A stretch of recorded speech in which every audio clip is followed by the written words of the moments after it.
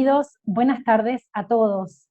En honor a los puntuales, vamos a dar inicio a esta sexta conferencia del ciclo de conferencias del Sanatorio El Salvador por su 25º aniversario. Mi nombre es Natalia Rubio, estoy participando junto al Comité de Capacitación, Docencia e Investigación del Sanatorio en la organización de estos 25 webinars para celebrar los 25 años del sanatorio. Hoy el ciclo presenta la conferencia organizada por el Servicio de Imágenes del Sanatorio El Salvador sobre agregar valor en radiología, ideas para potenciar el aporte de la especialidad al equipo de salud, mejorar la experiencia del paciente y reducir costos en la atención de la salud. La disertación está a cargo de la doctora Francesca Castoldi Lanino, de Chile. Ella es especialista en neuroradiología. Para iniciar, vamos a comentar algunas cuestiones técnicas que tienen que ver con este formato de webinar.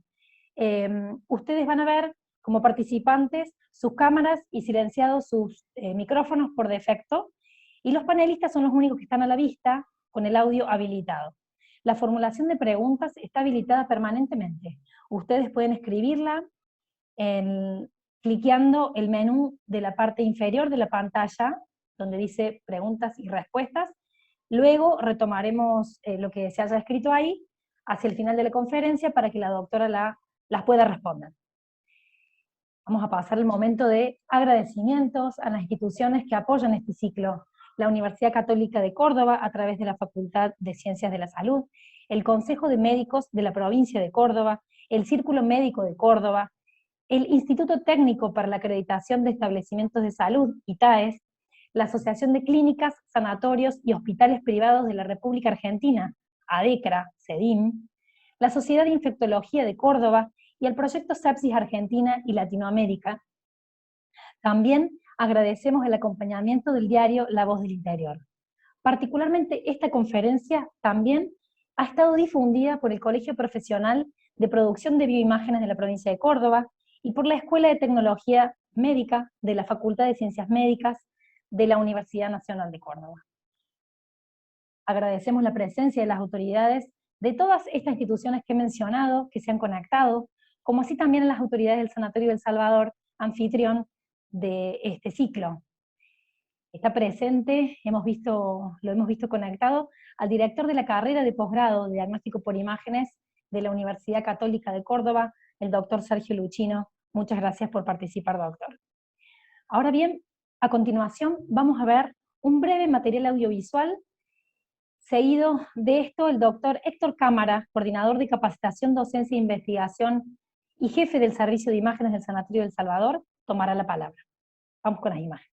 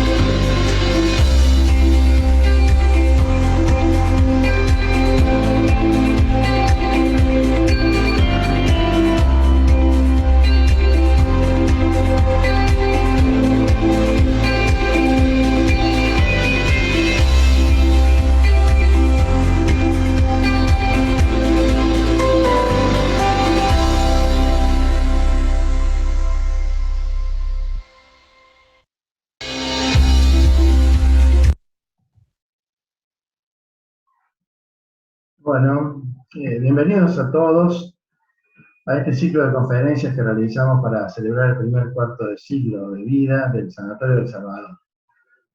Su fundador, el profesor doctor César Arturo Vigo, tuvo la visión, el deseo de generar una institución polivalente en la que pudiéramos atender a nuestra familia. El crecimiento de la institución ha sido permanente y progresivo, ha sido planificado y controlado, desarrollando todas las áreas que hoy lo conforman, varias de las cuales hoy estarán formando parte de este ciclo de conferencias. A pesar de la crisis social y económica que hemos transcurrido en estos 25 años, el sanatorio pudo lograr la experiencia y el crecimiento que hoy lo caracteriza. Además de las crisis externas, todo crecimiento supone dificultades internas en la adaptación de una institución de salud, en este caso, y de los servicios que la constituyen. Sin embargo, el directorio, con el apoyo de un grupo de profesionales, ha sabido mantener en alto sus objetivos de proveer la mejor calidad de la atención de la salud, con un modelo de gestión que permitió no solo la supervivencia, sino el crecimiento planificado, viable y progresivo. El Sanatorio del Salvador, una institución polivalente de alta complejidad, hoy provee servicios médicos generales y especializados que desarrollan su actividad en la consulta externa y en la internación, servicios médicos centrales como terapia intensiva, guardia central, laboratorio, diagnóstico por imágenes, y servicios administrativos de gestión comercial y financiera, con auditoría médica permanente, fundamental para los servicios médicos y para la interrelación con las entidades financiadoras. La inversión en recursos humanos en las tecnologías y en la informatización institucional hoy nos permitieron posicionarnos como una alternativa de referencia tanto de nuestra ciudad como de la región. El Departamento de Capacitación, Docencia e Investigación también participó de este crecimiento y hoy coordina la formación de posgrado de 70 residentes de 13 carreras de especialización en medicina y de otras carreras en las ciencias de la salud. En lo particular, en esta oportunidad, estoy muy contento de poder convocar a la doctora Francesca Castoldi y espero ansioso la presentación que ella nos va a dar. Bienvenidos entonces a este ciclo de conferencias que servirá como un canal de transmisión de la jerarquía profesional y de la calidad humana de los diferentes servicios que conforman el sanatorio. Y también como un merecido homenaje para su fundador y para todos los que hoy formamos parte del Sanatorio de Salvador en sus primeros 25 años de existencia. A continuación, los invito a ver un video institucional del Servicio de Diagnóstico por Imágenes de 30 segundos y lo escuchamos al doctor Morales presentar nuestro servicio de diagnóstico y a la doctora Francesca Castoldi. Muchas gracias a todos y los espero al final.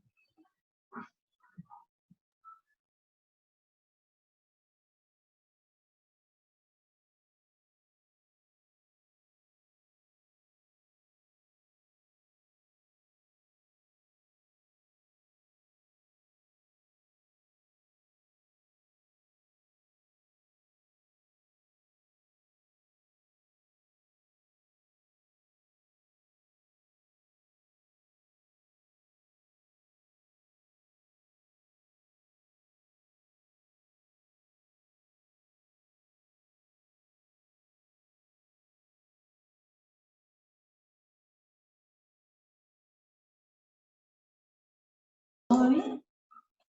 Vamos, comparto pantalla. Bueno, problema técnico.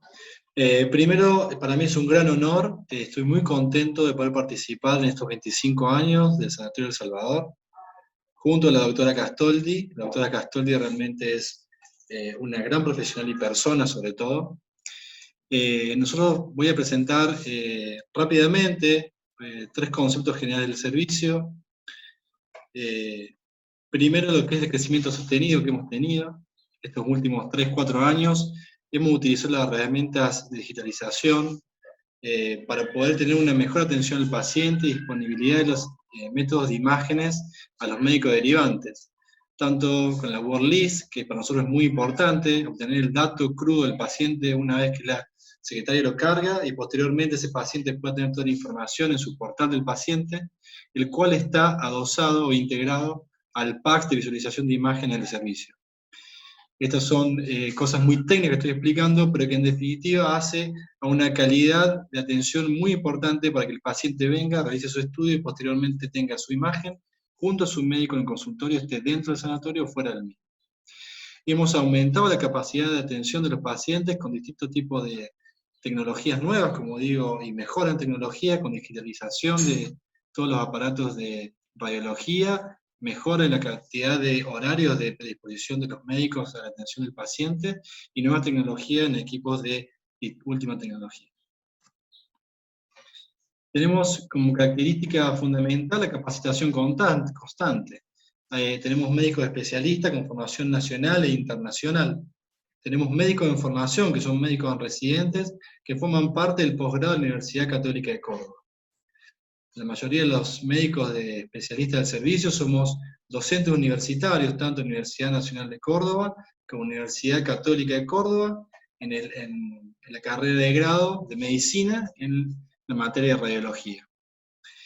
También, de esta manera, participamos activamente en cursos y congresos nacionales e internacionales, tanto con exposición de trabajos científicos, pósters, y como oradores o secretario presidente de mesa. Por último, y la perspectiva inmediata de crecimiento del servicio de imágenes es la ampliación de los staff médicos en distintas áreas de interés para poder ir abarcando en forma global al paciente y en forma particular cada patología según el médico derivante necesite, y la adquisición de nuevas y mejores equipamientos de radiología, como es el nuevo equipo Philips Prodiva 1.5, el equipo Combin de radiología telecomandada para realizar este tipo de estudios contrastados y radiología convencional, y la nueva área de la mujer con la adquisición de un nuevo mamógrafo digital. Toda esta aparatología es muy importante en la inversión, en el esfuerzo que tenemos como servicio y como sanatorio en general. Esta mínima charla y presentación que tengo es simplemente para poder presentar el servicio, y ahora lo más importante es dar el pie a la doctora Castoldi. Para mí es un gran honor como persona poder presentarla. La doctora Castoldi es especialista en diagnóstico por imágenes, tiene aproximadamente 25 años de experiencia en la especialidad, se ha desarrollado en la neuroradiología, ha sido jefe del programa de neuroradiología de la clínica alemana del 2010 al 2020, y también participa, yo lo he visto activamente, en lo que es calidad de acreditación desde el año 2007. La verdad que es una tarea muy difícil, muy ardua, la he visto peleando con la gente, pero que es muy interesante de verlo y hace la progresión de todos los servicios por imágenes. Y cualquier servicio de medicina que quiera llegar a estándares internacionales o nacionales que le puedan acreditar. Realmente, como dijo el doctor Cámara, para mí es un gran honor como persona y como médico especialista que nos acompaña nuevamente, doctora Castoldi, y le dejo la palabra para que usted pueda comenzar en su charla. Muchísimas gracias. Gracias, Juan Ignacio. Muchas gracias a todos. Gracias a la doctora Paula Rigo. Gracias al doctor Héctor Cámara. Gracias a ti por invitarme. Espero que la tecnología no nos falle. Si nos falla, por favor, paciencia, porque esto es un poquito temperamental.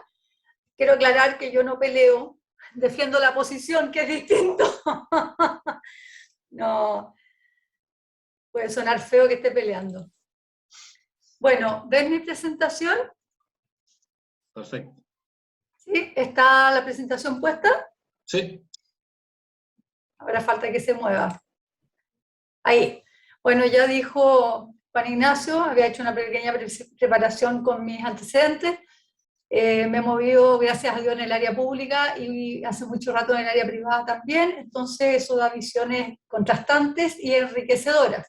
¿Ya? Y el otro día le comenté que serían unos 25 años, pero sacando mejor la cuenta, cerca de 30 años que estoy dedicada al tema, mucho tiempo. No tengo conflictos de interés para dar esta charla. Quiero que sea una charla más bien relajada, no pretendo que sea una conferencia rimbombante. Este es un tema diferente a lo habitual. He visto las temáticas de las otras charlas y son mucho más técnicas, con datos que tal vez a los médicos les entretienen más, pero a mí me encantan este tipo de temas y que nos hacen pensar hacia dónde vamos. Una cosa es el tema técnico, otra cosa es sentarse a ratos a decir, bueno, ¿cómo estamos haciendo las cosas? ¿Para dónde vamos? Y tener algunas inquietudes respecto de eso. Mi primera aproximación con esto fue en uno de los meetings de la Sociedad Norteamericana de Radiología, que son a fines de noviembre. No sé si algunos de ustedes han podido ir. Es realmente una experiencia única por el nivel de la organización, la calidad de las ponencias, la cantidad de charlas. Es algo que todo radiólogo ojalá pueda hacer alguna vez en su vida. Y esta doctora, la Vivian Lee, me dejó bien impactada. Es una charla muy interesante sobre su experiencia en la Universidad de Utah. y habló justamente de llevar el valor a través del tema de las imágenes. Mi charla pretende ser solo una introducción al tema, la voy a dividir en una parte más bien general y otro flujo respecto de la atención o la experiencia del paciente, más que atención. ¿Ya? Calculo que me voy a demorar unos 40 minutos, eso. Bueno, para nadie es un misterio que los costos en salud son cada vez más insostenibles, y que en todos lados tenemos que buscar maneras de manejar esta situación. Los costos son tan insostenibles como las expectativas de los pacientes. Entonces la ecuación es bastante compleja. Y yo diría que también las expectativas de los médicos, que a veces nos cuesta entender esta lógica económica, ¿verdad? Nosotros siempre queremos lo mejor para trabajar de la mejor manera, y no entendemos este sentido de que lo perfecto es enemigo de lo bueno y que tenemos que acomodarnos un poco a una situación que es realmente insostenible.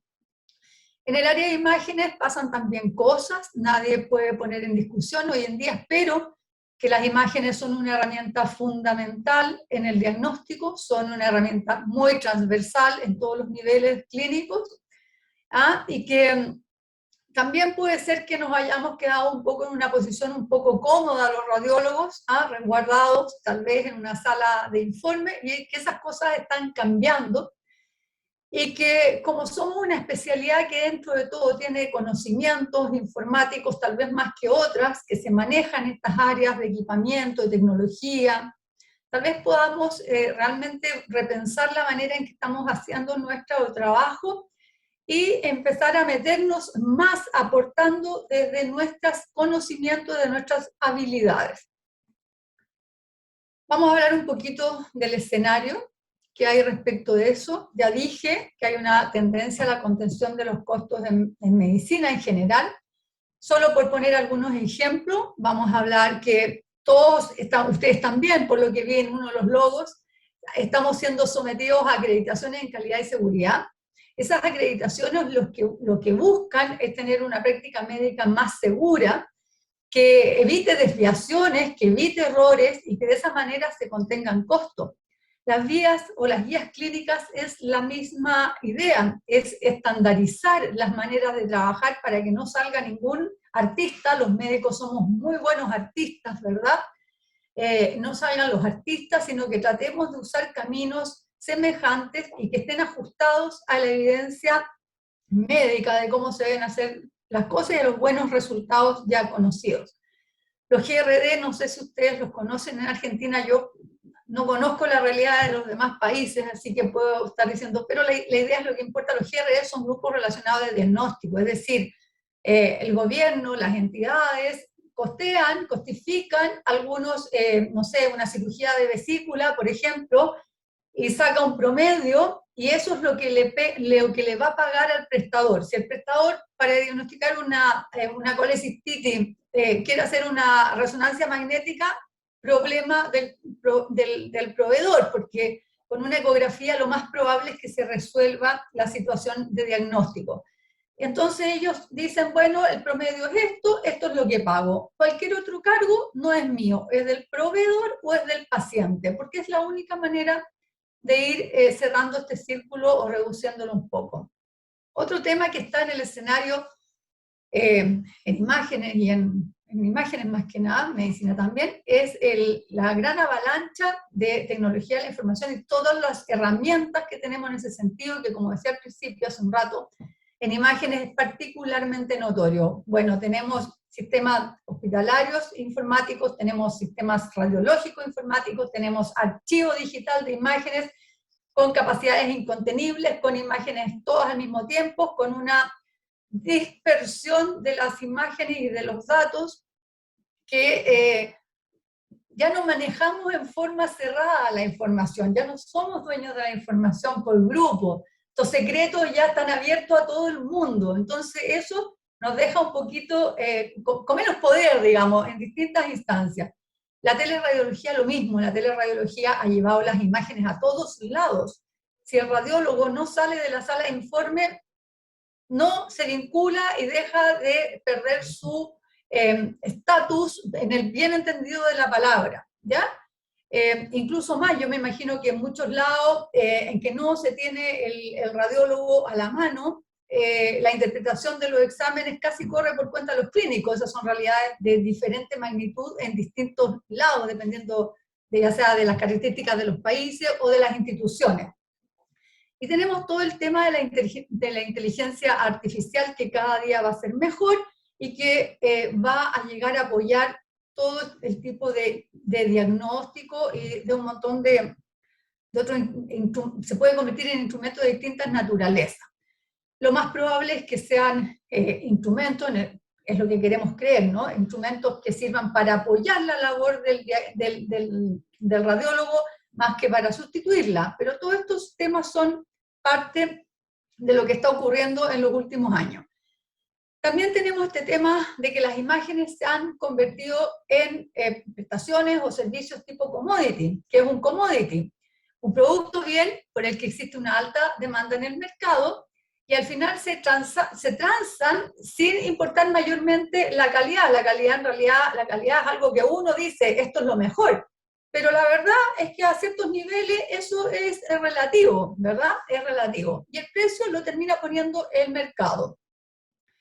Esto a la larga lleva, sobre todo en otros países, en Estados Unidos, esto es un tema bastante fuerte, lleva ya bastantes años, lleva a la larga a un menor ingreso para las entidades, ¿verdad? Para los hospitales, una disminución del pago de los profesionales, un aumento en el volumen de exámenes que tenemos que informar para lograr tener unos honorarios razonables, lleva a un burnout, la gente termina agotándose, un agotamiento de los profesionales, y también en Estados Unidos ha generado un desincentivo en la formación de la especialidad, porque los tipos ya no quieren, los colegas, digamos, ya no quieren trabajar de una manera extenuante sin tener un retorno económico como lo esperan.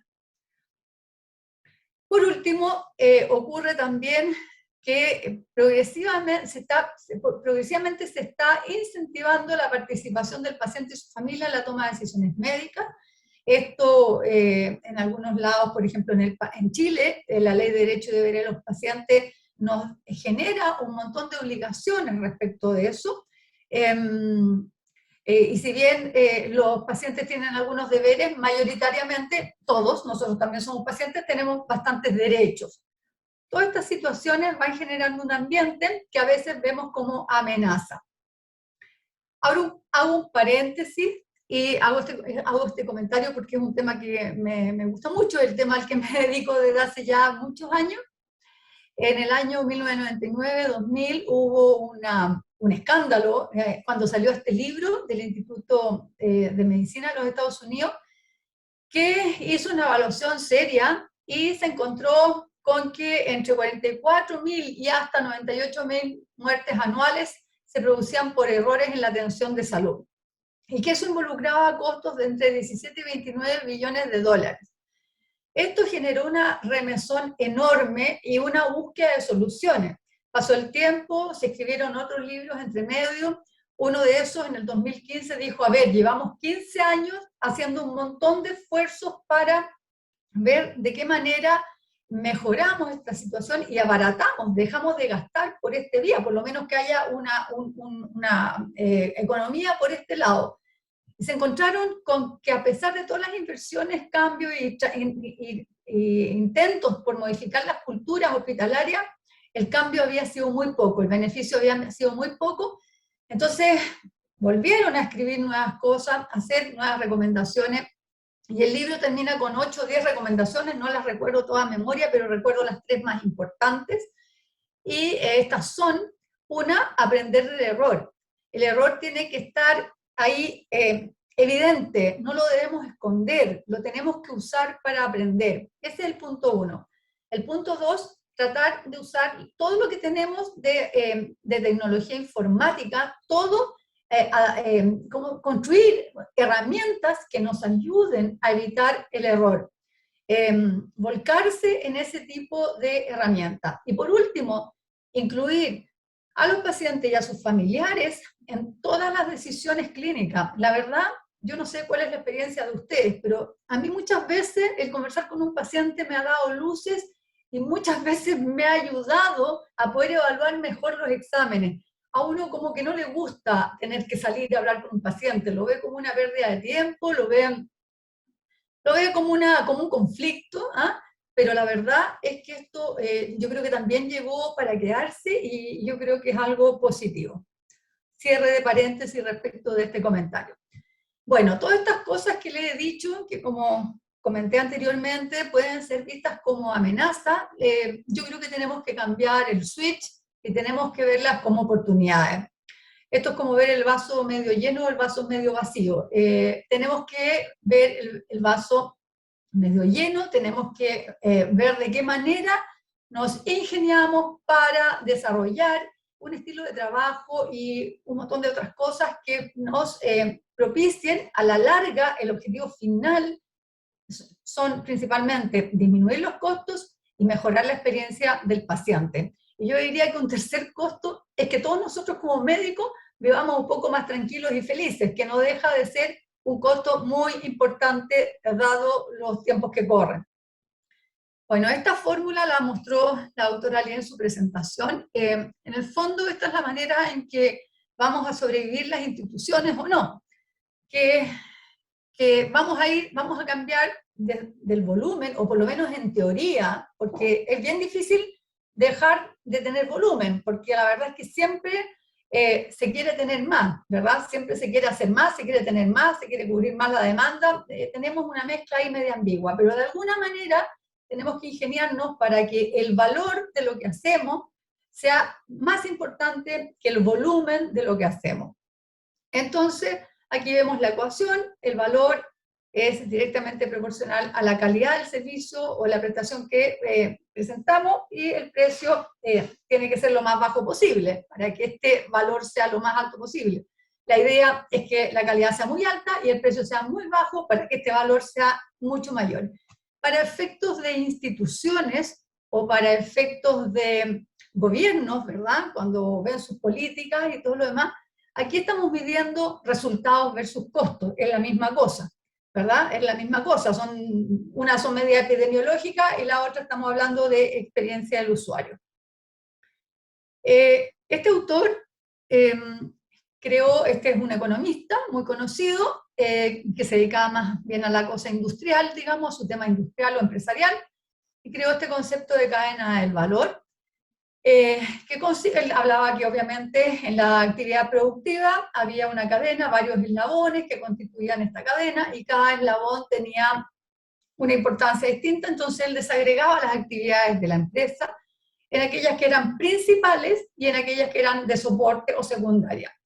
Y lo que se buscaba era que en estas actividades principales se potenciaran las ventajas competitivas para generar más rentabilidad a la empresa. Y esto en general estaba asociado en las actividades y en los procesos que se relacionaban con los clientes. Para nosotros los clientes son los pacientes. Entonces valga de repente hacer este ejercicio de ver cada uno de nosotros de qué manera hacemos esto, ya sea localmente o ya sea en forma más global, ¿ah? Como especialidad más global, para ver de qué manera podemos ir mejorando nuestra performance.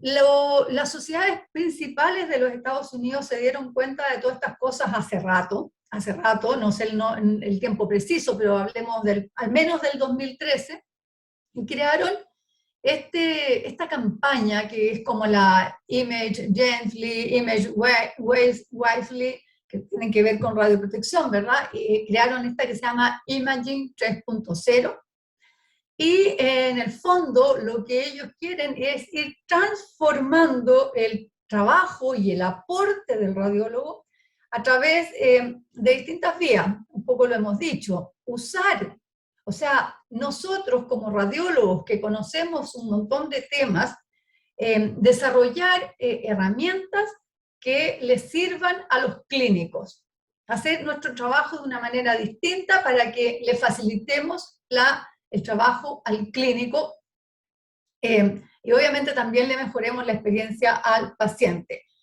Esto significa que los radiólogos tenemos que dejar de lado, no dejar de lado, pero no tenerlo como centro y único motivo de vida el informe, que hay que decir que a todos es lo que más nos gusta, ¿verdad? A todos nos gusta estar viendo casos interesantes sin que nadie nos moleste, ojalá. Y estamos aislados y hacemos ese trabajo y lo hacemos más o menos bien. Hasta en eso vamos a entrar más adelante en la conversación respecto de qué también lo hacemos. Entonces, eso implica asegurarse de lo adecuado de los exámenes, documentar, registrar, que es algo que a los médicos nos carga tanto hacer, no nos gusta para nada, temas de calidad, temas de seguridad, hacer informes que sean útiles. Ya vamos a ir viendo todas esas cosas. Bueno, el hecho es, en el fondo, integrar el radiólogo de una manera diferente y más eficiente al equipo de salud, al equipo clínico. Tanto es así que si ustedes revisan las charlas principales de la RCNA de los últimos años, se van a encontrar que todos los años se han repetido charlas de este tipo, y este año no deja de ser más que lo mismo. De las 5 o 6 charlas que hay, 3 charlas, yo no estoy promocionando la RCNA, simplemente estoy mostrando hechos de la causa para mostrarles la importancia que está teniendo este tema en instituciones tan grandes como son estas de Norteamérica. No me metí mayormente en las europeas, pero también hay proyectos de este tipo y se está trabajando sobre esto. Solo a modo de ejemplo. Bueno, vamos a entrar en una cosa más circunscrita y vamos a hablar un poco, vamos a hacer una pequeña revisión mirando desde la experiencia del paciente. Vamos a suponer que esto es un autor, ahí abajo están las referencias de donde he tomado esta información. Vamos a suponer que esta es nuestra empresa y estos son los puntos más álgidos cuando se trata de atender un paciente, y vamos a ir desglosando qué es lo que va ocurriendo. Bueno, el médico tratante es el que inicia esta cadena y es el que nos pide un examen. ¿Ya? Él hace una solicitud diagnóstica y de ahí de examen o de procedimiento bajo imágenes, y de ahí empieza el recorrido del paciente. La primera cosa es que el médico clínico, la mayor parte de las veces, algunos autores dicen 80, 85% de las veces, seguramente no va a tener ningún problema en resolver el examen que quiere asociado al diagnóstico presunto, pero va a haber un pequeño porcentaje en que tal vez tenga alguna duda. En ese sentido, lo ideal es que exista siempre un vínculo y haya un contacto fácil con un radiólogo que pueda resolver ese tema de la idoneidad de un examen. Por otra parte, hay ya desarrollado algunos proyectos de apoyo a la labor del clínico y que también sirven en el entrenamiento de radiólogos más jóvenes o incluso médicos de todas las áreas, que tienen que ver con esta palabra es difícil de traducir, pero con lo idóneo de los exámenes solicitados en virtud de diagnóstico específico. Más que nada va sobre diagnósticos más típicos, porque la magnitud de diagnósticos que hay no se ha podido trabajar bien. Y el iGuide de la Escuela Europea de Radiología, la misma cosa. Están en desarrollo software, programas de herramientas de apoyo a la decisión clínica. Esto es, yo estoy en mi ficha clínica atendiendo a un paciente y le quiero pedir un examen. Si el paciente tuvo un traumatismo y le quiero pedir una radiografía de cráneo, entonces el sistema le va a levantar un pop-up, un aviso, y le va a decir, mire, la radiografía de cráneo no le aporta nada, mejor haga una clasificación en base a estos elementos y si le parece que cumple con los criterios, hágale un escáner, no le haga esto. O le va a decir, mire, usted ya a este paciente se le han pedido tantos exámenes, lleva una dosis de radiación acumulada de tanto, ¿realmente requiere esto o no es mejor que se le haga, no sé, una resonancia? Estoy dando ejemplos muy groseros, pero por allá va la idea. La idea es desarrollar este tipo de cosas. Algunas ya están desarrolladas, no llegan a todos lados, porque obviamente todo esto tiene un costo, pero se están desarrollando y se vienen probablemente fuertes. El tema de la justificación de los exámenes también, lo de la justificación tiene que ver más que nada con el tema de protección radiológica, en que una de las maneras de disminuir la irradiación, el primer elemento es la justificación del examen. Por último, puede que este médico ya tenga un informe de otro lado, pero que no esté convencido, o tenga un examen y no tenga el informe, o no esté convencido, no le cuadre lo descrito con lo que trae, y siempre está un radiólogo que debiera estar disponible para una segunda opinión. La mayoría de las veces las segundas opiniones son conversaciones informales. Sin embargo, en muchos lugares las segundas opiniones son servicios formales que son emitidos en un papel, que a veces tienen, la más de las veces tienen cobros, y que pueden ser más importantes en el sentido de que si el médico tiene que tomar una decisión terapéutica compleja, es mejor que tenga un respaldo formal de una opinión que puede ser diferente. Todas estas cosas son parte de la labor de un radiólogo.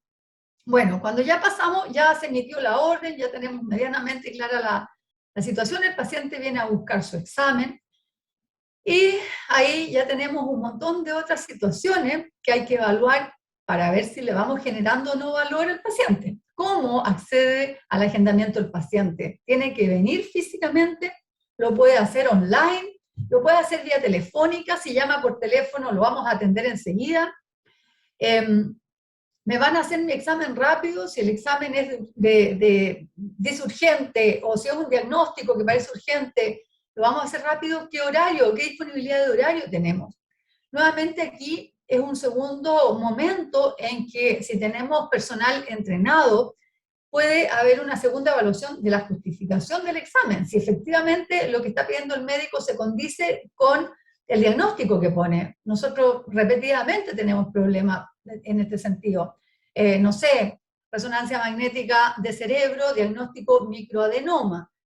Son detalles pequeños, pero aquí hay un segundo punto donde se puede colaborar, donde hay un radiólogo que puede aportar, que puede llamar al clínico, que puede dar feedback, y podemos ir mejorando la atención de ese paciente y dejando de hacer exámenes de más, porque puede que ese examen solicitado erróneamente no se justifique y se pierda dinero en ese sentido, sin contar la falta de una atención adecuada.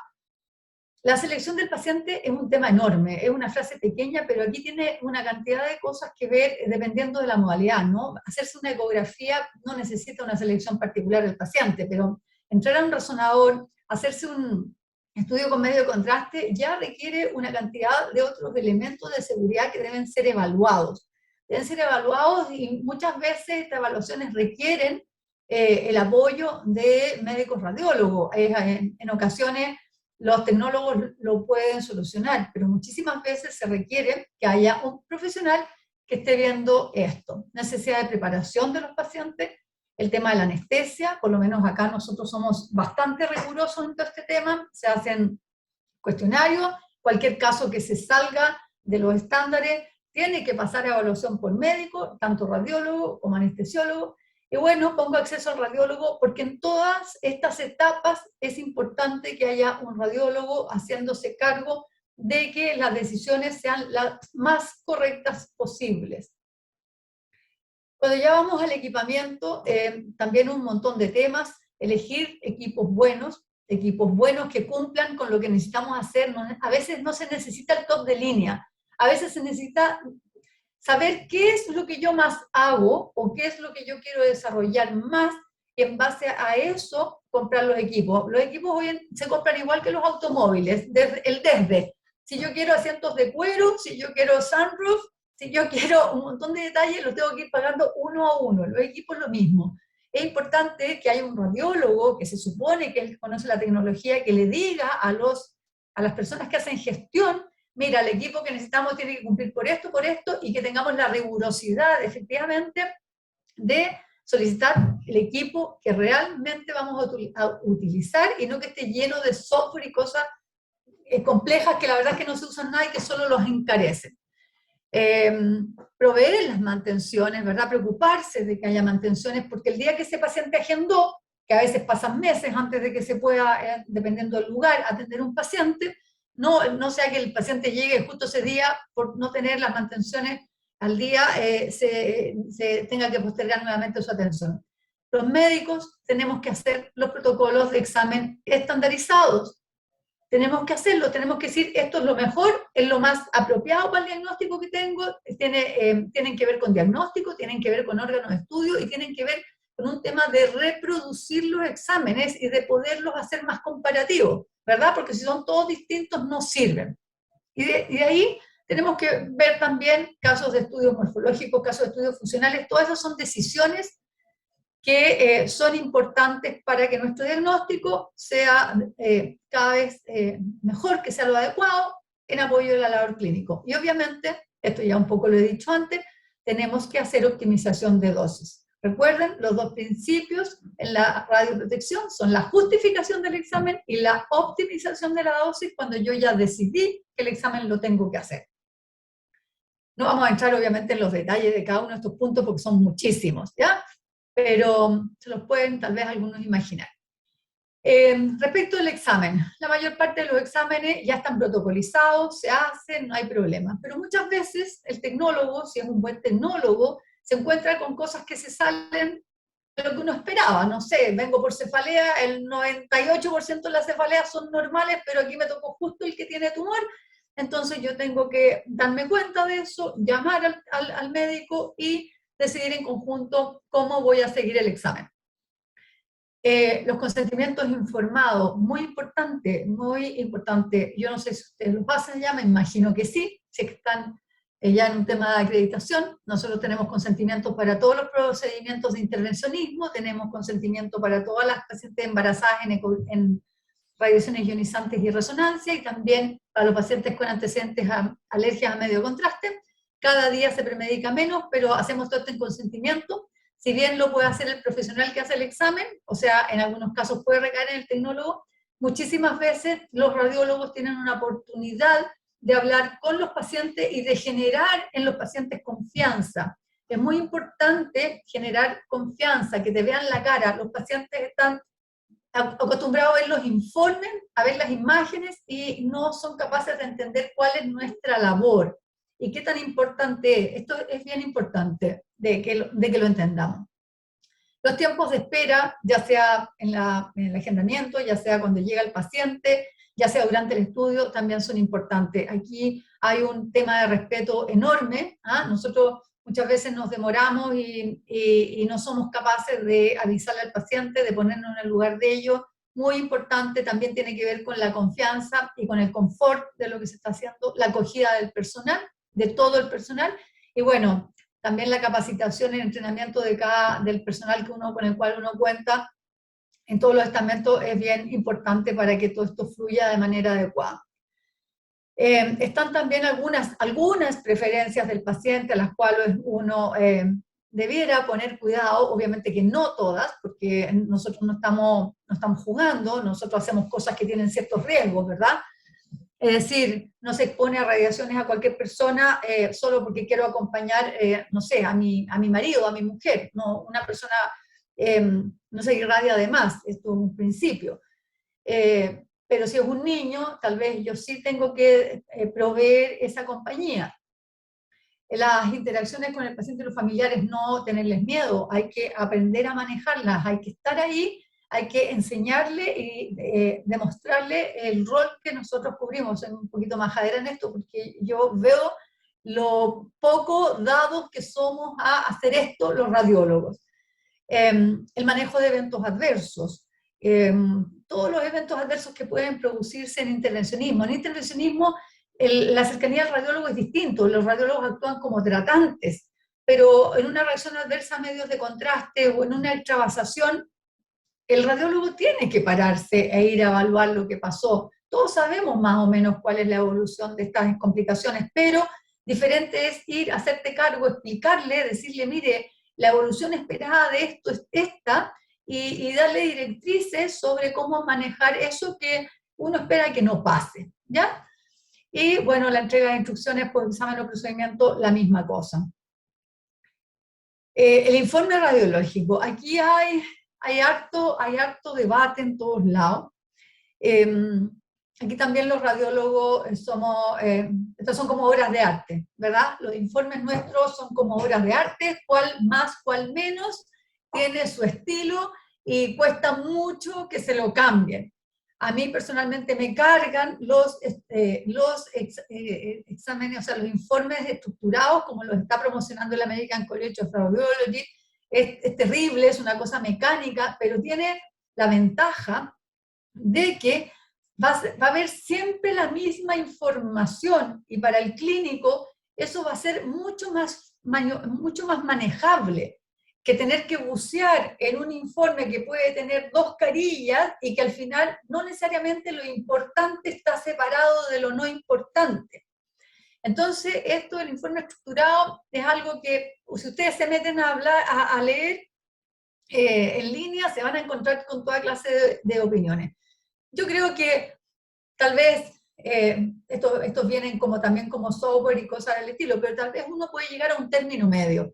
Tal vez uno puede definir una estructura semirrígida, en el sentido más que semirrígida, con algunos títulos que uno tenga que completar de una manera específica. A nosotros nos ocurre que una de las acreditaciones nos exige la entrega de un informe a todos los pacientes que han tenido intervencionismo, y me costaba mucho lograr que los colegas me pusieran los datos que por norma tenían que ir.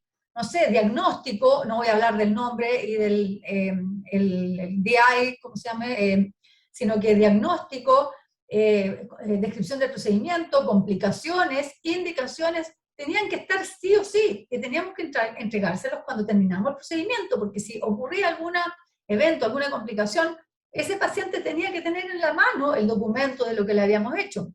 Y finalmente hicimos un informe semiestructurado que se adaptó muy bien, porque no se les imponía mayor cambio, pero sí le daba una estructura al informe que cumplía con una medida de seguridad. No es cumplir con la acreditación, porque sí es una medida de seguridad. Los informes tienen que ser comparativos, o sea, decir, el paciente no me trajo el examen, ¿de qué le sirve al clínico? No tuve el examen para comparar, no tengo idea si el nódulo creció o no creció. Eso no le sirve, eso no es un informe adecuado. Tiene que incorporar la mayor parte de otros antecedentes en la medida de lo posible. Para eso se está haciendo que la mayor parte de los RIS tengan comunicación fácil con el sistema hospitalario informático, y nosotros podamos proveer eso. Ahora, en el mundo ideal, el médico tratante nos debería poner los diagnósticos más adecuados, pero bueno, tenemos que tratar de nosotros buscar una solución que haga que al final el beneficio le llegue al paciente de alguna manera. A veces se requieren postprocesos, los postprocesos también nos obligan a levantarnos de nuestro asiento, a meternos en otra workstation, nos quita tiempo, y tampoco es del todo grato, depende de los caracteres de cada uno, pero hay que hacerlo si de esa manera mejoramos nuestro diagnóstico. Y a veces también es aconsejable hacer doble lectura, no es estricto, pero cada grupo sabe dónde puede aportar con una doble lectura. Nosotros, por ejemplo, hacemos doble lectura en las epilepsias refractarias, hacemos doble lectura en los estudios de resonancia cardíaca, y también se hace doble lectura cuando llega gente nueva a lugares como imágenes mamarias, por ejemplo, en que hay una etapa, en que hay un acompañamiento y una revisión como parte del entrenamiento. Todo esto obviamente mejora la capacidad diagnóstica. Recordar que los radiólogos nos equivocamos más de lo que queremos. Algunos escritos dan algo así como un 30% de error, de todo tipo, la mayoría banales, pero un 4% aproximadamente de errores que son importantes. Cuesta bajarse estas cifras, cuesta que los pacientes y los tratantes entiendan esta realidad. Es así, pero no quiere decir que no genere preocupación y que no nos tengamos que abocar a buscar maneras de evitarlo. Nuevamente, hay muchas maneras, tema para otra charla, es tema interesante también. Bueno, ya la distribución de los exámenes, ya tenemos nuestro informe, tenemos nuestras cosas, tenemos que ver de qué manera se hace. Tenemos el RIS, está todo concentrado ahí. ¿A dónde llega? Llega a la ficha clínica, llega al portal del Sanatorio del Salvador, que me acaba de mencionar Juan Ignacio, tenemos distintas maneras de entregar los resultados. Lo ideal es que sea un portal, de manera tal que yo no tenga que imprimir CD, que el paciente no tenga que volver, que no me sature el personal, etcétera, etcétera. Son solo bondades. Es también un cambio cultural, porque al menos en Chile nos ha costado mucho que tanto los tratantes, los clínicos, como los pacientes entiendan que el portal puede ser incluso mejor, porque comparten con quien quieren, no se les pierde, no, ecológicamente es más sustentable, para nosotros es más económico también, es un gasto menos, etcétera, etcétera. No un gasto en CD, un gasto en personal y en atención. Bueno, y por último, el informe llega a su punto de origen, de donde se generó la necesidad.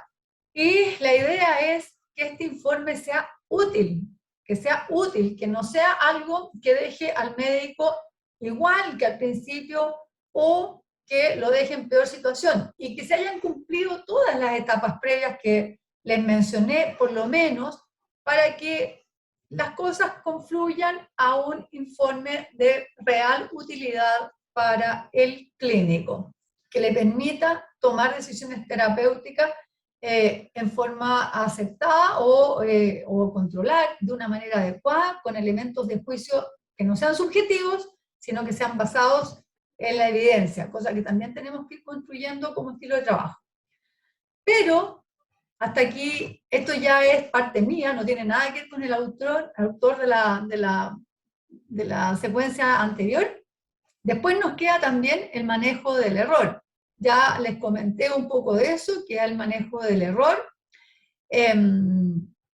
Antes que eso, perdón, se me olvidó, a ver, déjenme devolverme, parece que me aceleré. No, se me complicó una diapositiva.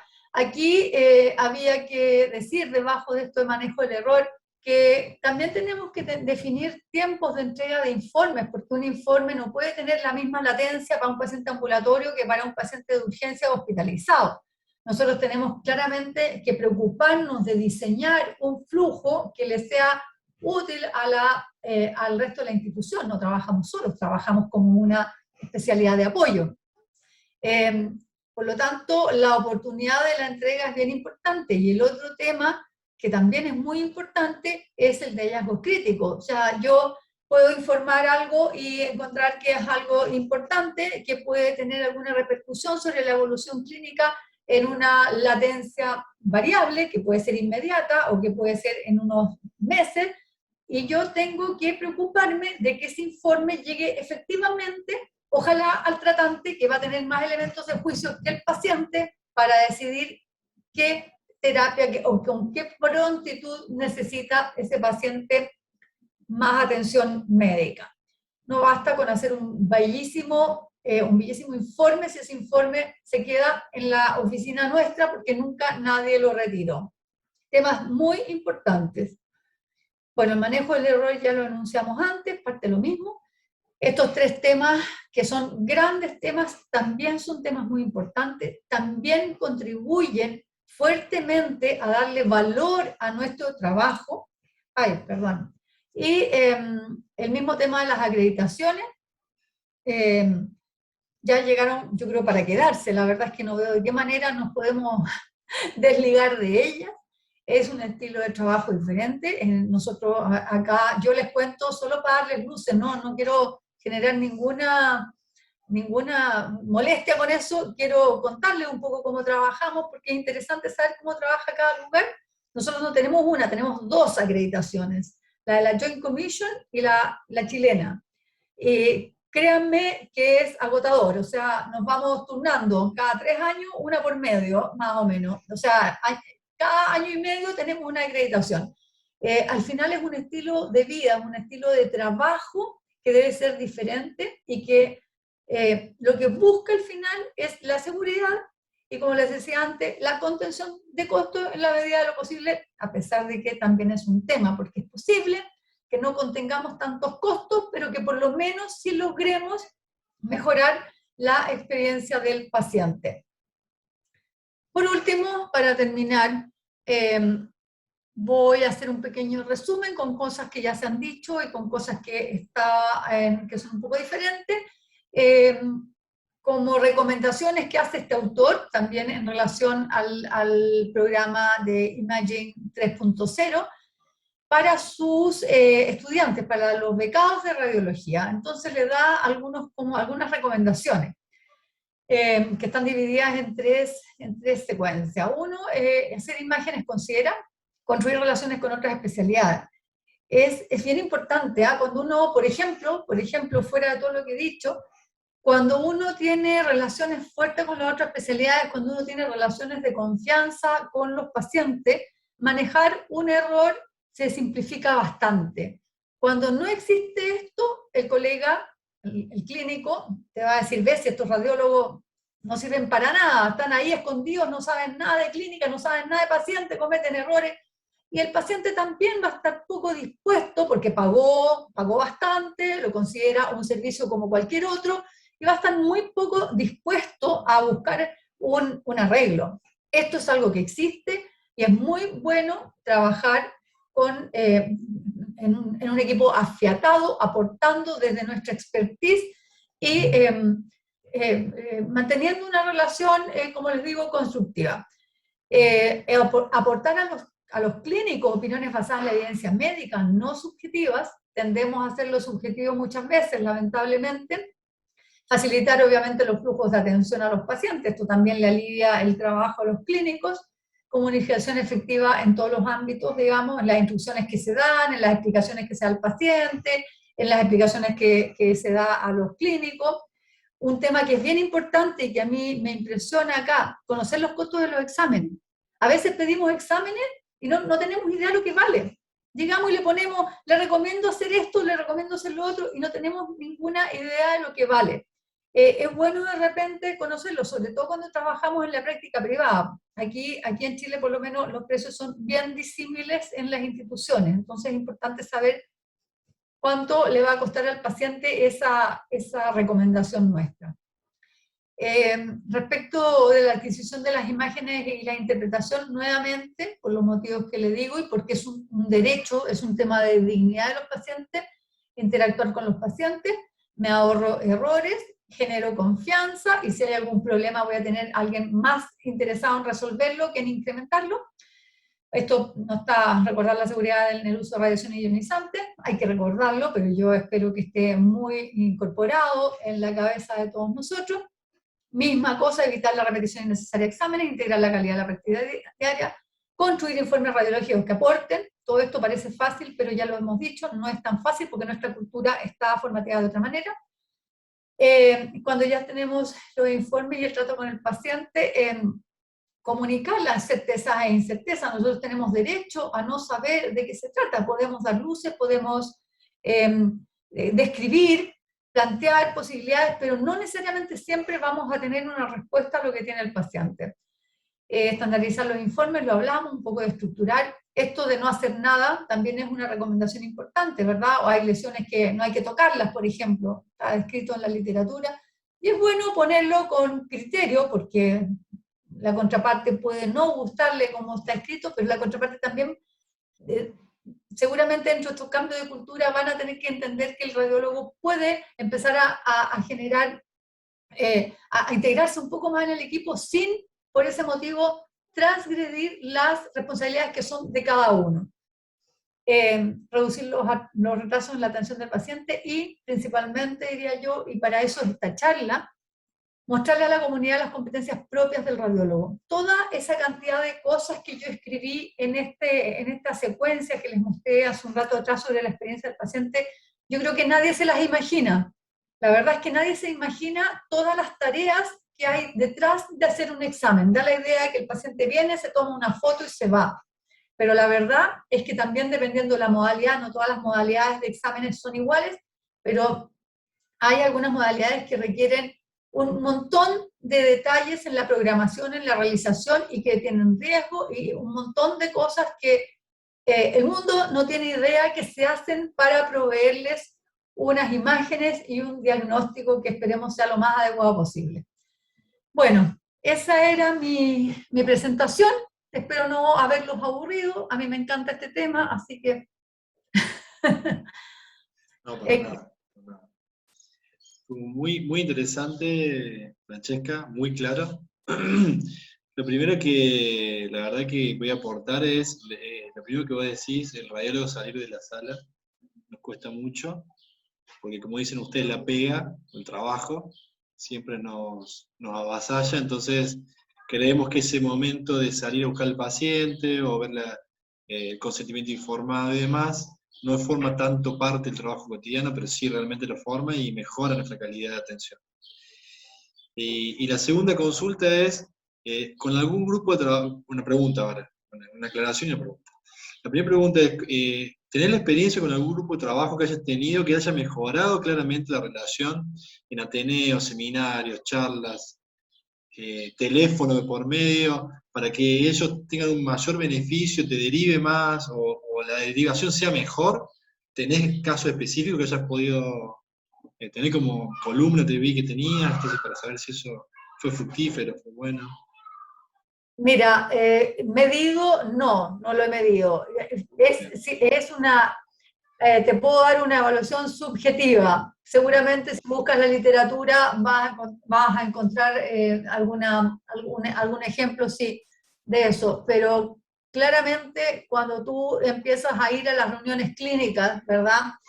Incluso cuando tú participas en las entregas de turno, no sé, en servicios intensivos, por ejemplo, mis colegas de intervencionismo suben a las entregas de turno muchas veces de la UCI y participan de la discusión de los pacientes, y es muy enriquecedor. A nosotros nos pasa lo mismo, yo participo en otras reuniones, yo participo en la reunión de columna, por ejemplo, y se crea, la verdad es que hoy en día con el WhatsApp, cualquier problema hay comunicación directa, y yo la verdad es que creo que esa es la manera de trabajar, así como a veces hay dispositivos que no conozco, o hay hallazgos que me dejan un poco estupefacta, y yo le mando la foto y le digo, ayúdame con esto, ¿qué te parece?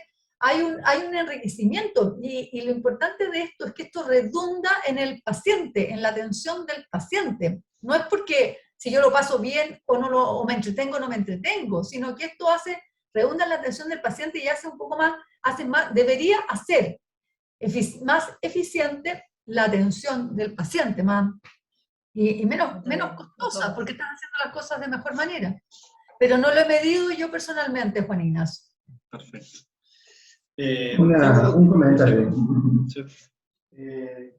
La verdad que es muy interesante lo que has presentado, y me quedo pensando en las estrategias que tenemos para la formación continua de los médicos radiólogos y también para la formación inicial de los médicos radiólogos, la educación de los residentes, porque la asignatura de comunicación no la tenemos incorporada en el sentido, digamos, objetivo, en el sentido práctico, y deberíamos tener una idea de desarrollo de cómo nos comunicamos, tanto desde el comienzo de la carrera de radiólogo como en el transcurso de la carrera de radiología.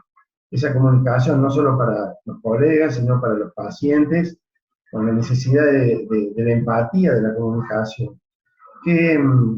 ¿Cuál es tu visión al respecto de esto? ¿Cómo lo ves? Y si algo están haciendo ustedes allá en tu lugar de trabajo. Nosotros estamos igualmente al debe con eso. Todo el mundo habla de que hay que incorporar todos estos temas de calidad y seguridad, y la verdad es que todavía es bastante tímido, La clínica tiene también un montón de otras cosas, qué sé yo, cuando llega un becado nuevo se les hace una pequeña orientación sobre los temas que incluyen todos los temas de calidad, de seguridad, pero no es más que una orientación, y después se los invita a que ellos vayan aprendiendo. Pero claramente yo creo que esto tiene que formar parte, y no lo creo solo yo, lo creen mis colegas, lo que pasa es que todavía no se ha hecho efectivo, de que todo esto tiene que formar parte del entrenamiento, así como aprenden de tumores de páncreas, tienen que aprender de todos estos temas, porque son necesariamente parte de nuestra práctica. Lo que pasa, igual hay un tema, y es que no sé cómo es con ustedes, tal vez sea peor que nosotros, pero los 3 años de formación en radiología ya se quedaron cortos. Se quedaron cortos porque no hay tiempo con toda la información que se maneja para formar a gente en toda su plenitud. Entonces siempre hay una cantidad de necesidades enormes, pero esto yo creo que se va a empezar a incorporar. Se incorporan otras cosas parecidas, o sea, no sé si parecidas, pero otros temas que también son más de manejo que técnicos, como universidad en general, pero esto de acá está al debe. Ya, yo creo que ya dentro de poco va a empezar a ocurrir, se va a concretar. Doctora, disculpe, antes de ir a la próxima pregunta, le invitamos a no compartir más pantalla, así la podemos ver un poquito más grande la pantalla. Okay. Bueno, yo leo... Ahora te veo enorme. Ver, sí. Tengo 2 preguntas del público. Una es un espectador anónimo, dice: hola doctora, muy buena su exposición. Una pregunta: ¿el radiólogo también diagnostica en base a la realización del estudio, o lo hace juntamente con el médico o solo el médico?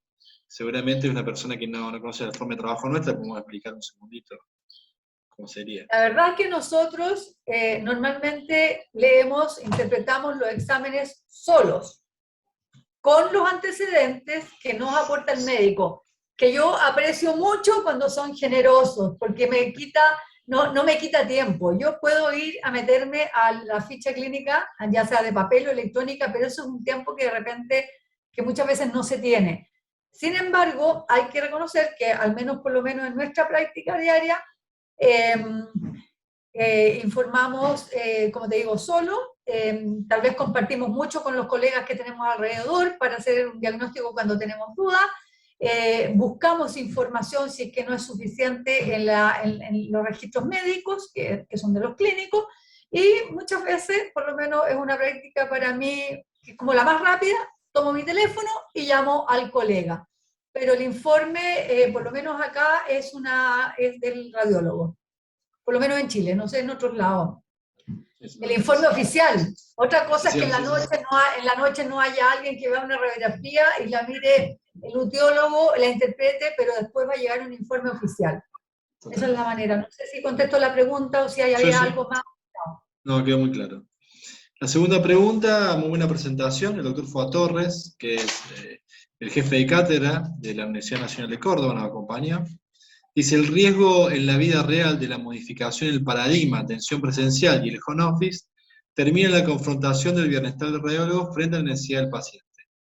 El WhatsApp puede atentar incluso a banalizar la presencia y la opinión profesional. ¿Cuál sería su mirada y consejo para los educadores y la cultura de la institución de salud? O sea, se refiere al home office versus la presencialidad del médico radiólogo en cada lugar de trabajo. Bueno, yo creo que esos son estándares de calidad que se tienen que... A ver, hay distintos proveedores de exámenes de imagen. Hay gente que de frentón trabaja en teleradiología, están encerrados en una oficina y hacen su trabajo desde allá, y es un mecanismo que usan algunas instituciones por un tema económico más que nada, y de sobrecarga de demanda. Pero yo creo que yo creo que lo ideal es que haya presencialidad, o sea, de alguna manera tiene que estar el médico ahí por todas las cosas que yo he planteado en esta presentación. La verdad es que hacerse cargo de reacciones adversas, hablar con un paciente, hacer docencia, ¿de qué manera la hacemos si no estamos presenciales? Podemos llegar a una situación mixta, en que tal vez algunos están encerrados en una oficina informando y otros tienen un rol más activo de estar donde las papas queman, quiero decir, revisando en la máquina, viendo la contingencia. Pues pueden hacerse cosas alternativas, pero yo creo que no veo estar encerrados o en home office para esto, creo que atenta contra todo lo que he expuesto. Creo que para redundar la respuesta, también las nuevas tecnologías hacen de que nosotros tengamos que estar presentes para que esa tecnología no nos saque el trabajo y amerite que nosotros podamos ayudar a esa tecnología, que es una inteligencia artificial, entender la inteligencia artificial y poder dar el diagnóstico al paciente, y obviamente estar mucho más presente en lo que es intervencionismo. O sea, la inteligencia artificial, Mira, yo creo que va a ser muy buena en muchas cosas y nos va a ayudar mucho, pero no sé si va a realmente A reemplazar. suplir. Siempre aparecen nuevas necesidades, siempre aparecen nuevas necesidades. Esto es una cosa impresionante, uno cree que no, pero van apareciendo nuevas necesidades. Por último, tú cambias tu tiempo, vas a tener tal vez más tiempo para docencia. ¿Me entiendes o no? Más tiempo para investigación, no sé, pero ni siquiera, porque la necesidad de exámenes no tendría por qué disminuir. O sea, puede disminuir porque los vamos a hacer más adecuados, pero si la población vive más tiempo y se enferma cuando es más viejo, vamos a tener necesidad de exámenes igual.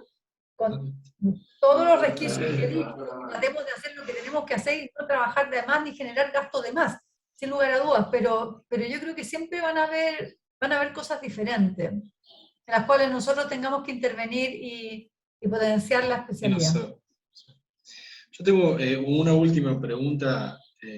¿Cómo se hace, cómo hicieron, porque nosotros estamos en esos procesos, cómo hicieron para equilibrar, cuando quieren llegar a una acreditación de calidad, tanto que los médicos, que claramente no tienen un beneficio económico en ese momento, quieran participar, como la gerencia institucional por ahí para entender de que tiene que invertir en este tipo de acreditaciones? Porque claramente es una controversia, uno trata de ir a la calidad para hacer entender que queremos mejorar los costos, pero en la discusión ninguno quiere participar a la larga. O sea, es muy difícil hacer que un médico tenga ganas de participar en lo de calidad, meterse en el protocolo, realizarlo, hablar con los pacientes, y que la gerencia vea que esa inversión también, que es una inversión que puede ser muy grande para la gerencia, tenga un rédito final que no va a ser económico directo, va a ser indirecto en el futuro. Entonces, ¿cómo la hace la institución que vos trabajas para llegar a ese punto de equilibrio de que todos quieran participar o no? No sé, es tu experiencia.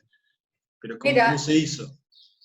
hay dos cosas. Nosotros tenemos la acreditación de Joint Commission que es absolutamente voluntaria y que se hace porque una clínica como esta no se siente que pueda hacer menos que estar incorporado a un organismo internacional de esas características porque quiere demostrar cuál es su nivel y quiere mantener un nivel y un estatus importante. Y justamente esto nace no de nosotros, los ciudadanos a pie, sino que nace a nivel directivo. Y después está la acreditación nacional, en que si tú no te sometes a la acreditación nacional, dejas de poder atender algún tipo de pacientes.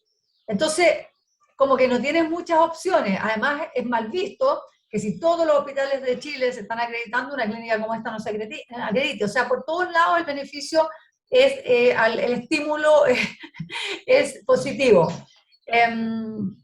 Ahora, bajar la información efectivamente a los estamentos y por lejos al estamento médico es bien difícil. Estos son procesos que duran, que no toman menos de 10 años en generar realmente cambios. Y por supuesto que a mí me ha costado mucho, a la clínica entera le ha costado mucho, ha sido bastante regañadiente, pero de a poco se han instalado las prácticas con las dificultades propias, pero se han instalado porque se está dando feedbacks de los indicadores, se está dando feedback de los incumplimientos, se hacen reuniones informativas, no con toda la periodicidad que se quiera, pero se hacen. El jefe que yo tengo en particular está muy interesado en este tipo de cosas, o sea, él incluso va más allá, él busca otras instancias de acreditación que sean específicas de imágenes. Entonces, pero esencialmente yo creo que esto nace desde la dirección de una institución y la dirección es la que busca una estructura del tipo que estime y la estructura en la que plasma es el, ¿cómo se dice? El ejecutivo y el otro, ¿cómo se llama? Ya se me fue. El legislativo y el ejecutivo, digamos. Entonces, esta estructura, con todo el apoyo de la dirección, se encarga de ir instalando esta nueva cultura, que cuesta mucho cambiar y que cuesta mucho dinero. Por lo tanto, hay que tratar de hacerlo bien para que se justifique. Eso es. Perfecto. ¿Levantó la mano Ramiro Manzano? ¿Puede ser o se equivocó? Sí. Viste que por ahí levantó la mano. ¿Está Ramiro ahí? No. Bueno.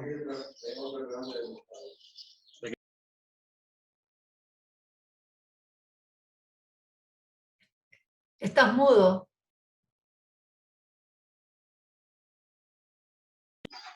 Tengo, por último, el doctor Fo Torres contesta a lo que hablaste previamente. Al haber menos recursos humanos médicos disponibles, existen situaciones que terminan siendo la rutina, como ve el manejo y uso de las estaciones de trabajo. ¿Cree que la debe manejar el médico o el licenciado? La estación de trabajo, prácticamente. ¿Debe ser rentado como una especialidad anexa por el tiempo que insume? Se está refiriendo. No entendí la pregunta, no entiendo la Bien, pregunta. se refiere a la forma de trabajo con respecto al manejo de las estaciones de trabajo cuando hay postprocesamiento. Habla y lo debe realizar el médico o el licenciado, y ese tiempo de trabajo que hay postprocesamiento debe estar rentado o no debe estar rentado particularmente como hora de trabajo, ¿no? Porque no, bueno, esas son decisiones que son diferentes en distintos lados. Nosotros tenemos distintos postprocesamientos. Hay postprocesamiento que hace el tecnólogo por defecto, ¿verdad? Es decir, adquieres una angiografía por tomografía o una angiografía por resonancia magnética, y el tecnólogo, para nosotros un tecnólogo, nos manda todo postprocesado en forma estandarizada. Siempre tiene que mandar lo mismo, de un grosor de corte específico, de un reformateo específico, y después, si nosotros necesitamos algo adicional, vamos y nosotros manipulamos la información, ya sea en nuestra propia estación de trabajo o ya sea en una estación de trabajo adicional. Independiente de eso, hay algunos postprocesos, no sé, voy a dar ejemplos de cosas que conozco. La perfusión T1 en el estudio de recidiva de tumores para hacer el diagnóstico diferencial versus radionecrosis, y eso lo hace el radiólogo. El radiólogo se para, ve dónde quiere hacer la evaluación, lo hace, lo evalúa y lo plasma en el informe. No hay una conducta específica. Debo decir que la clínica donde trabajo es una clínica especial, no es lo habitual en todos lados, porque aquí se manejan buenos dineros, hay muchos pacientes, entonces, si bien tenemos limitaciones, porque el dinero siempre falta, hay suficientes incentivos como para que muchas cosas se hagan y fluyan de la manera que les digo. A mí no me pagan extra por hacer un postproceso, al tecnólogo no le pagan extra por hacer un postproceso, el tecnólogo recibe un pago fijo con un adicional por producción, y es parte de su trabajo, no hay adicionales. Y es la mejor manera, porque al final ley pareja no es dura, pero son definiciones de cada institución. Cada institución ve de qué manera se organiza. Ahí hay algo que también dijiste en relación un poco a eso, que no es más o menos relacionado, el doble informe de estudios de afuera de la institución. Nosotros implementamos hace poco la segunda opinión, Juan Ignacio, hace poco. Acá el doctor Cámara lo tiene entre cejas el tema, porque tenemos muchas doble informe nuestro de estudios de afuera, y bueno, claramente es una nueva opinión y muchas veces toman una nueva conducta por ese tema y no queda plasmado en ningún lado. Mira, y hay una remuneración, pero sería también el problema de la segunda opinión es que tú das tu opinión y después el clínico pone en la ficha, hablé con la doctora Castoldi y me dijo esto, y tú lees eso y dices, ¿en qué minuto yo le dije esto? Entonces es una interpretación de una conversación, y eso puede ser peligroso. Peligroso para mí, peligroso para el paciente. Entonces esto no es absolutamente formal. Nosotros seguimos dando muchas opiniones de esta manera informal, de que viene un colega, discutimos las imágenes, pero a veces los clínicos necesitan una opinión formal porque tienen que hacer un cambio de terapia, ¿me entiendes? O tienen que implementar una terapia que no es una terapia menor, entonces ellos prefieren respaldarse con un informe oficial. Ahora, nosotros estamos haciendo esto y no hemos tenido problema, pero es complicado, hay que saber hacerlo. Los clínicos no entienden bien de qué se trata, a veces creen que es un segundo informe, y esto no debe ser un segundo informe. La segunda opinión debe ir a responder una pregunta específica. Particular. Yo te digo, nosotros aquí tenemos, en el departamento de imágenes, de esta clínica más de 300 empleados. Más de 100 o alrededor de 100 son médicos. Muchos de estos médicos trabajan en otros lados y de repente llegan segundas opiniones de un colega que trabaja en otro lado. Entonces, es realmente una situación curiosa y compleja. Entonces, lo que uno tiene que hacer es decir, mira, yo lo que te voy a responder es una duda específica.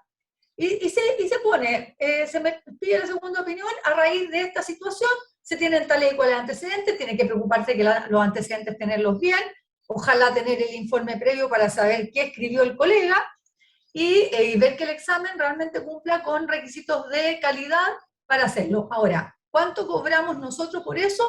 Muy poco.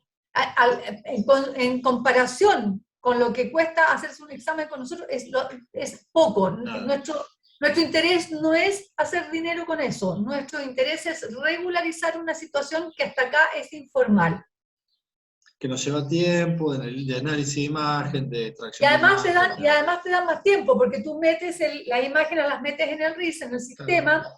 Las puedes ver bien, no tienes que abrir las imágenes en tu computador, ¿me entiendes? No pierdes tiempo en eso, lo hace un tecnólogo que te la sube y te dice, doctora Castolli, ya están las imágenes, o te aparece una lista de segunda opinión, se te facilita el flujo por todos lados, pero hay que implementarlo bien. La guía de tu cámara está pendiente. Sí, perfecto. Bueno, muchísimas gracias, Francesca. Nosotros en el sanatorio venimos trabajando en acreditación y calidad porque la dirección siempre estuvo muy interesada en este tema. Hemos sido una de las primeras instituciones de Córdoba de acreditar calidad con el Instituto Técnico Argentino, digamos, de acreditación de salud. Y la verdad que continuamos siempre en esta instancia desde el punto de vista de lo que es la carrera de formación de profesionales en la residencia. También acreditamos a través de la Comisión Nacional de Educación Universitaria. Entonces, nosotros también, esas son cosas distintas, nos pasa lo mismo. Todos esos sistemas de vigilancia,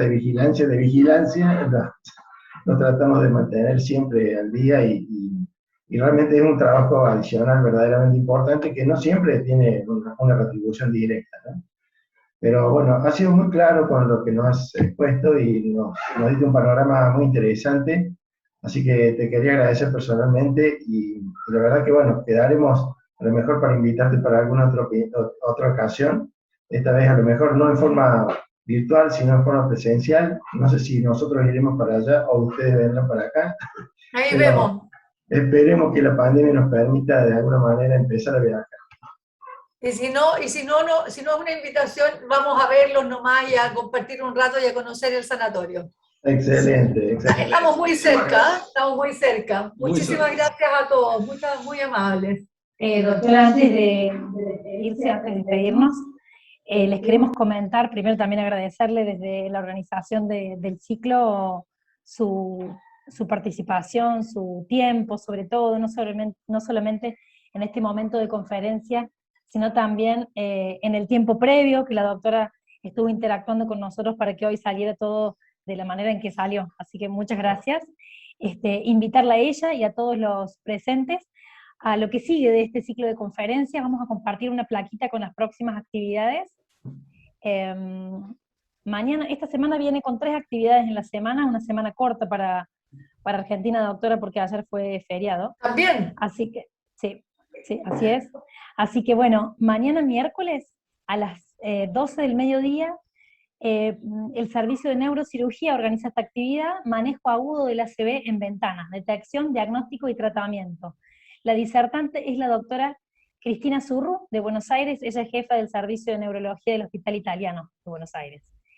El jueves tenemos una actividad específicamente, más bien orientada a neonatología y a oftalmología, jueves 14, entonces 19 horas, nuevos paradigmas en la clasificación de la retinopatía del prematuro. Esta actividad la organiza el Servicio de Oftalmología. La disertante es la doctora María Ana Martínez Castellanos, ella es de México. El día jueves, esta actividad del 21 de octubre está prevista para toda la comunidad, es a las 19 horas, y el tema es cáncer de mama, un camino para transitar juntos.